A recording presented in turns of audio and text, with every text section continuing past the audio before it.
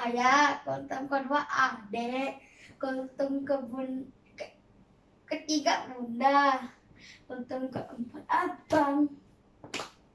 Sekarang giliran bunda. Mulai. Bunda. Ya udah. Bismillahirrahmanirrahim.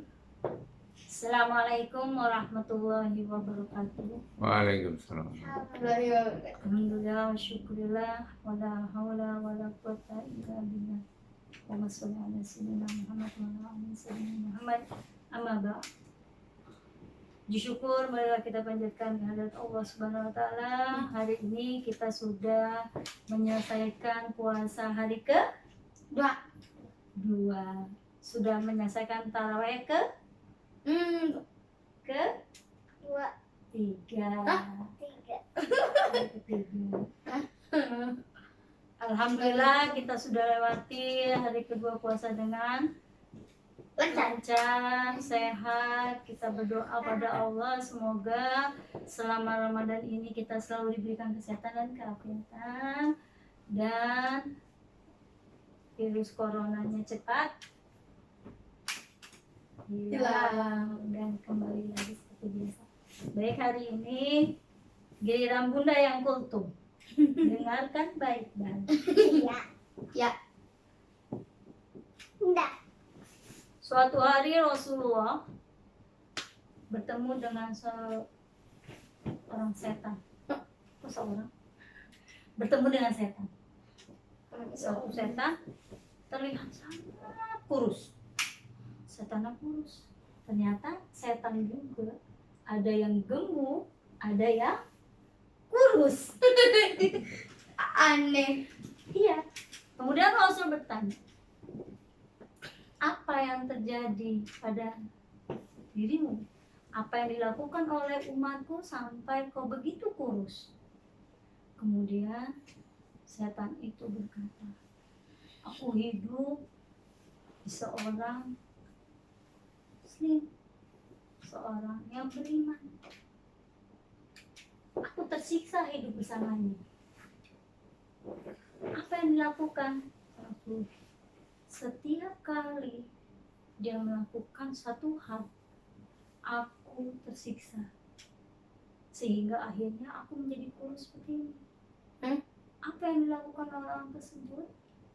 Ada 6 hal yang dilakukan oleh orang yang aku selalu tumpangi. Yang pertama, kata setan itu, orang itu selalu memberi salam. Setiap bertemu, setiap masuk rumah dia beri salam. Assalamualaikum warahmatullahi wabarakatuh. Salah.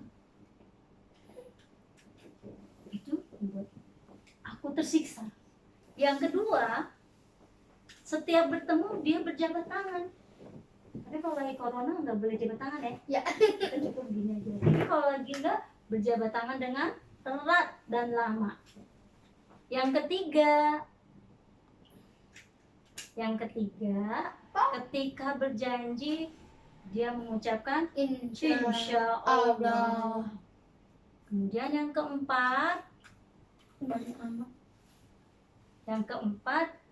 ketika disebut namamu mereka bersolawat. Bagaimana bunyi solawat?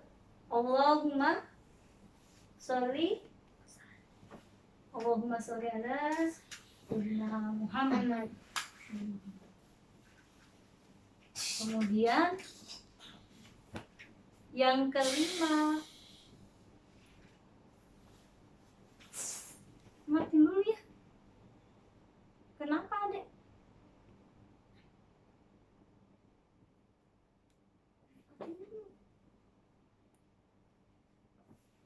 Ya. Selanjutnya yang kelima, apa sih yang membuat setan tersiksa sampai jadi kurus gitu? Yang kelima adalah ketika orang mukmin itu melakukan kesalahan, melakukan kehilafan, dia senantiasa istighfar. Coba gimana bunyi istighfar? Astagfirullahaladzim. Aku mohon ampun kepada Allah. Wah. Jadi harus sering melakukan istighfar ketika kita lupa, ketika kita hilang. Nah, yang terakhir, ketika kita mau melakukan sesuatu, ketika mau memulai suatu, maka ucapkanlah Basmalah. Bismillahirrahmanirrahim.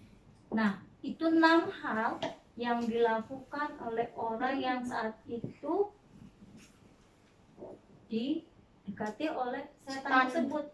Nah, itu yang menyebabkan dia kurus. Yap, benar. Nah, ini juga pernah ditanyakan oleh Nabi Sulaiman. Nabi Sulaiman waktu itu bertemu dengan 2 Jin. setan. Atas 2 setan, 1 gemuk, 1 kurus. Kemudian gemuk. Kemudian ditanya, kenapa kamu gemuk? Yang ini kurus, kata gitu. Karena aku hidup di rumah kotor. yang kalau penghuninya makan, dia tidak baca bismillah. Sehingga ketika dia makan, makanannya aku makan. Jadi dia makan, sebenarnya makanannya aku yang ikut makan. Sehingga aku jadi gemuk dan besar seperti ini. Nah, kemudian yang kurus itu bilang, saya hidup di satu rumah yang ketika dia makan, dia selalu baca bismillah. Kalau dia lupa baca bismillah, di tengah-tengah dia baca Bismillahi awwalu wal akhiru, sehingga ketika dia makan aku nggak dapat apa-apa. Makanannya semua masuk menjadi gizi orang tersebut. Tinggal saya kekurus, jadi lapar. Akhirnya jadi saya kurus seperti ini. Jadi apa yang harus kita lakukan supaya hidup kita itu tidak didekati setan? Yang pertama tadi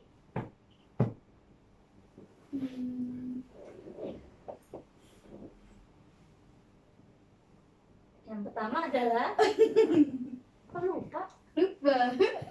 Nah, berarti PR harus diingat tadi nggak didengerin kutung bunda. Oke, baik. Mulai hari ini kita harus selalu ingat kepada Allah, jangan jadi teman setan. Kita harus hidup jauh dari setan. Yuk kita tutup yuk. Apa? Hari ini, kultum hari ini dengan membaca Alhamdulillah. Alhamdulillahirabbil alamin. Assalamualaikum warahmatullahi wabarakatuh. Bye bye. Apa ini?